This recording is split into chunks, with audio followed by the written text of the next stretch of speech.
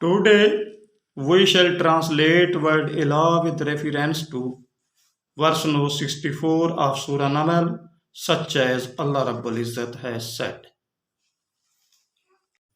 أَمَّنْ يَبْدَأُ الْخَلْقَ ثُمَّ يُعِيدُهُ وَمَنْ يَرْزُقُكُم مِّنَ السَّمَاءِ وَالْأَرْضِ أَإِلَٰهٌ مَّعَ اللَّهِ قُلْ هَاتُوا بُرْهَانَكُمْ إِن كُنتُمْ صَادِقِينَ.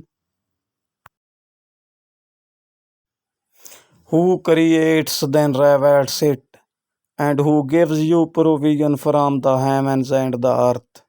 Is there any worship worthy other than Allah?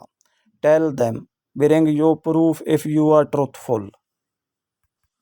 It was translation of word Ilah with reference to verse no 64 of Surah Namal, and in the further videos we shall tell whether the translation is the chapter of Garamo Wama Alaina Illal Balagul Mubin.